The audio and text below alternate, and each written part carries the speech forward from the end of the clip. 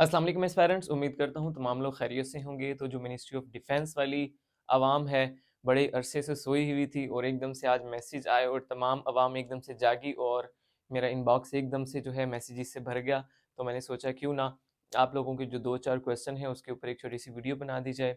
तो जनाब, next phase के बारे में मोस्टली लोग क्वेश्चन कर रहे हैं कि सर अब नेक्स्ट फेज़ क्या होगा? मोस्टली आवाम तो पिछले वाली है जिसने पिछली बार भी अप्लाई किया था, लेकिन कुछ लोग जो हैं वो ज़ाहिर है कि नए भी हैं। अच्छा जी, तो आज जो है आप लोगों को मैसेज रिसीव हुए हैं एमओडी की तरफ से तमाम लोगों को, जिसमें एक लिंक भेजा गया आपको बायोडाटा फॉर्म का ऑनलाइन फिल करना है जो आपने, और 16 दिसंबर जो है उसकी लास्ट डेट दी है उन्होंने कि 16 दिसंबर तक आपने इसको फिल करना है, उसके बाद आप फिल नहीं कर सकते एटसेट्रा एटसेट्रा। तो अब जो मेन क्वेश्चन जो आ रहा है ना, सबसे पहला क्वेश्चन फॉर्म फिल करने से भी पहले जो क्वेश्चन आ रहा है, तो वो ये आ रहा है कि सर क्या हम नेक्स्ट फेज़ के लिए क्वालिफ़ाई कर गए हैं? ये आप लोगों का सबसे बड़ा क्वेश्चन है। तो जनाब अली, इसका जवाब है नहीं, ठीक है? क्योंकि एमओडी क्या करता है, जितने भी लोग साइकोमेट्रिक टेस्ट के लिए अपीयर हुए होते हैं, उन तमाम लोगों को वो बायोडाटा फॉर्म भेजता है। हर साल वो इसी तरह करता है। और कुछ लोग ऐसे जिन्होंने साइकोमेट्रिक टेस्ट नहीं भी दिया होता, तो ये वाला बायोडाटा फॉर्म उनको भी भेज दिया जाता है। तो उनको ऐसा लगता है कि हम अभी भी एलिजिबल हैं। तो उनके लिए मैं बता दूं कि जिन लोगों ने चूँकि 5 अक्टूबर को ये टेस्ट था गालिबन साइकोमेट्रिक का, और रोड्स वगैरह उन दिनों ब्लॉक थे, कोई रीज़न थी भी एग्जैक्ट मुझे नहीं पता, गालिबन पीटीआई वाली रीज़न थी। तो कई लोग जो है वो पेपर देने नहीं जा सके थे। तो उन लोगों को भी अगर ये मैसेज रिसीव होता है, तो वो लोग खामोशी से सोए रहें, क्योंकि उनका इस मैसेज से कोई लेना देना नहीं है। और जो लोग अपीयर हुए थे साइकोमेट्रिक टेस्ट में, तो उनको अपने ख़ानदान वालों को, मोहल्लेदारों को और दोस्तों को ये बताने की कतई ज़रूरत नहीं है कि हम फाइनल स्टेज पर पहुँच गए हैं। अभी थोड़ा-सा इंतज़ार मज़ीद करें, क्योंकि पिक्चर अभी बाकी है मेरे दोस्त। तो जनाब, एक जो आपका मेन क्वेश्चन आ रहा था, उसका तो आप लोगों को आंसर मिल गया होगा कि इस बायोडाटा फॉर्म का मतलब ये कतई नहीं है कि आप नेक्स्ट स्टेज के लिए क्वालिफाई कर गए हैं।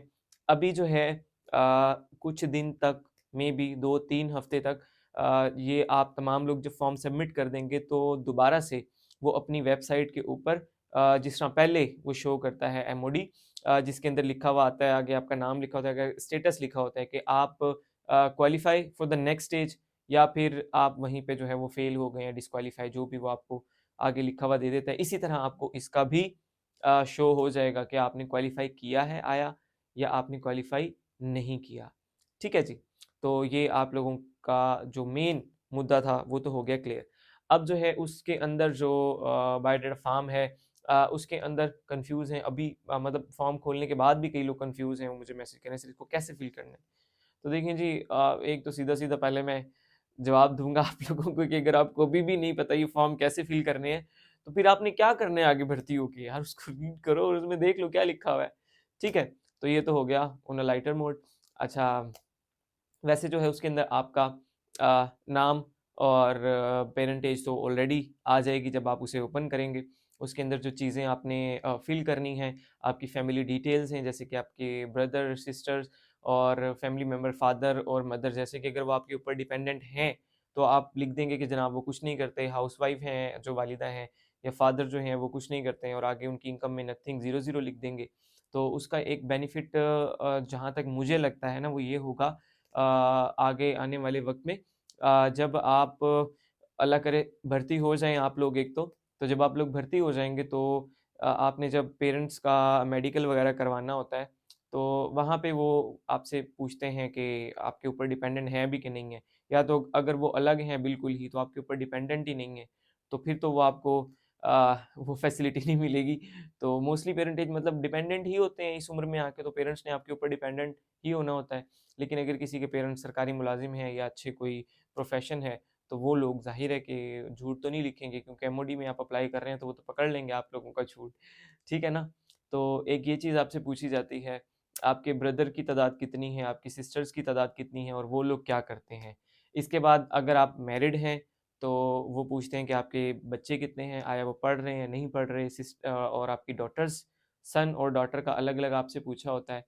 और इसके अलावा जो है ना, मैंने आप लोगों को बताया था साइकोमेट्रिक का जब आप लोगों ने टेस्ट देना था, तो मैंने कहा था जो चीज़ें यहाँ लिख रहे हैं इनको अपने पास भी घर जाके नोट करना है लाज़मी। तो जिन लोगों ने नोट की हुई हैं वो चीज़ें तो वो वाला निकाल लें और वहाँ पे देखें कि उन्होंने इसके अंदर अपना जो है हॉबीज़ और स्पोर्ट्स वगैरह जो है उसके अंदर उन लोगों ने क्या लिखा था। तो जो चीज़ तब लिखी थी वही वाली चीज़ अभी ज़हन में रख के अब लिखनी है। और नीज़ यानी कि मज़ीद ये कि जब आप लोगों का इंटरव्यू आ जाएगा ज़ाहिर बात है तो उसके अंदर जो चीज़ें आपने वहाँ लिखी थी तब फॉर्म में, तो वहाँ पे साइकोलॉजिस्ट भी बैठा होगा आगे इंटरव्यू में, तो वो जब चीज़ें आपसे पूछेगा तो मैच करेगा। आया इसने तब झूठ तो नहीं बोला था, ये आर्टिफिशियल तो नहीं हो कि कहीं इसने लिखा। तो इसलिए तब मैंने आप लोगों को बोला था कि ये चीज़ें साथ-साथ अपने पास लिख लें। अल्लाह करे आप ये फ़ेज़ क्लियर कर जाएँ, तो जब नेक्स्ट फ़ेज़ अब आपका आएगा, तो वो चीज़ें आपकी बड़ी काम आएँगी। ठीक है जी? तो इसके अलावा जो है आपसे जो लास्ट कॉलम उन्होंने दिया हुआ फॉर्म के अंदर, उसके अंदर आपसे पूछा हुआ है, आपने आईआरसीएसएस, आपने पीएमएस, आपने आईएसएसबी, आपने एफपीएससी और आपने एमओडी के अंदर अगर कोई अटेम्प्ट किया है। ठीक है? तो ये आपने बता देना है कि अगर पीएमएस किसी ने दिया हुआ है, तो आगे पास है या फेल है, वो सारे उन्होंने ऑलरेडी कॉलम बनाए हुए हैं। और इसी तरह जो एफपीएससी है, ये ज़रा कन्फ्यूज़िव सा है कि एफपीएससी में कहाँ अप्लाई किया, कब अप्लाई किया, क्योंकि एफपीएससी बज़ाते खुद एक जो है ना वो टेस्टिंग सर्विस है, तो उसके ऊपर तो डिफरेंट डिपार्टमेंट्स की जॉब आती हैं। तो ये ज़रा कन्फ्यूज़िव है एक पॉइंट। तो इसमें आप ऐसा करें कि 2024 में आपने अप्लाई किया जहाँ-जहाँ, और अगर किसी लिस्ट में आपका नाम आया हुआ है, तो वहाँ पे लिख दें कि जनाब मैंने 4 जगह, 5 जगह नंबर जो एफपीएससी के आगे यहाँ अप्लाई किया हुआ है, और एंड पे लिख दें कि जनाब अभी इंटरव्यू या रिज़ल्ट अवेटिंग। तो उन्होंने दोनों को एक के अंदर ही दिया हुआ है, इंटरव्यू और रिज़ल्ट अवेटिंग को। तो इसके बाद आप अपने फॉर्म को सबमिट कर दें। तो ये छोटा-सा आपका फॉर्म है, और मेन चीज़ जो थी ना वो ये थी कि आया आप नेक्स्ट फ़ेज़ के लिए क्वालीफ़ाई कर गए हैं अभी या नहीं किया आपने? तो वो है जी, नहीं किया। ठीक है जी? तो मज़ीद मालूमात के लिए हमारे साथ जुड़े रहिएगा। बहुत-बहुत शुक्रिया। अल्लाह हाफ़िज़।